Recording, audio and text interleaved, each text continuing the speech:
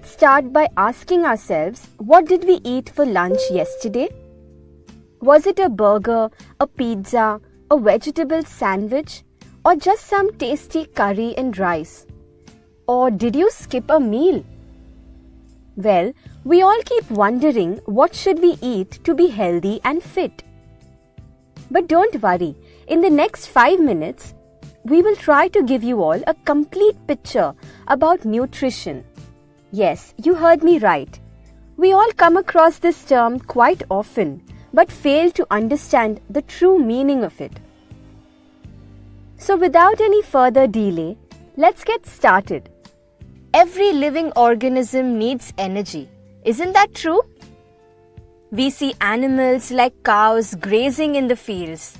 Then another example is that we humans have food 2 to 3 times in a day. Now all this food we eat is to obtain energy in the body. So we can say that food is the fuel required by the body to function properly and for the living organisms to survive.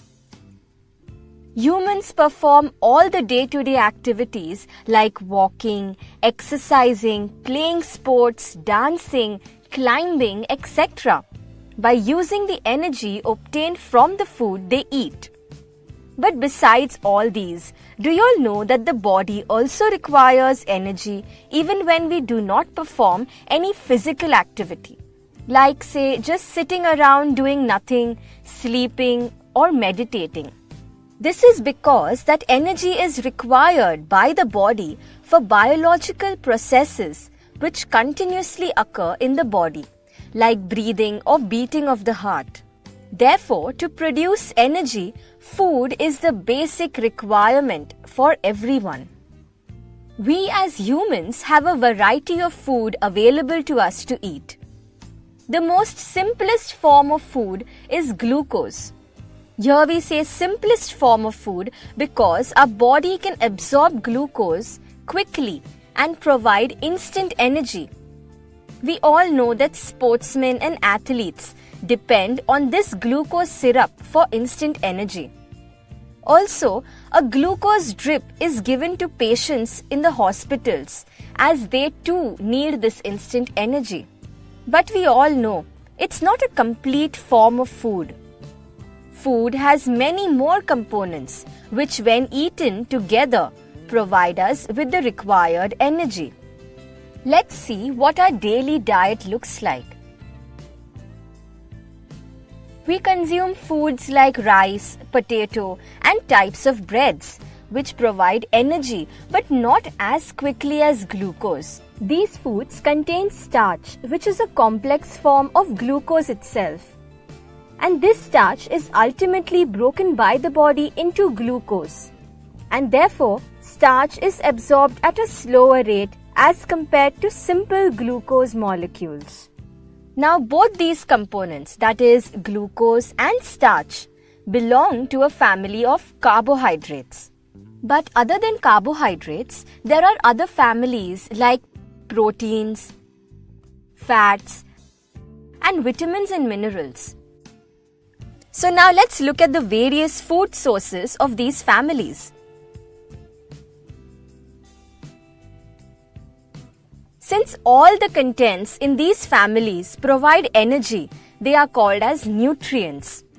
When all these nutrients are present in some form in our diet in the right quantity, we call that diet to be a healthy and well-balanced diet. And the process of consuming all these nutrients and using them for the growth, maintenance and repair of our body is called as nutrition. But what if all these nutrients are present in an imbalanced form in an individual's diet? That is, if the nutrients are in insufficient quantities, we say that the person is suffering from undernutrition. But on the other hand, what if any of these nutrients are in excess quantities? We say that it's overnutrition. Now both these terms for an imbalanced form of nutrition in one's diet can be collectively termed as malnutrition. But commonly, we consider undernutrition as a major aspect of malnutrition. Besides this, we all have heard the term deficiency. Now, deficiency occurs if an individual fails to meet the daily requirement of only a particular nutrient.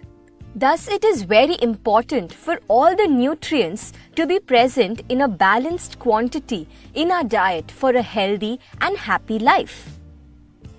So, as promised, we did give you all the information you need about a healthy diet.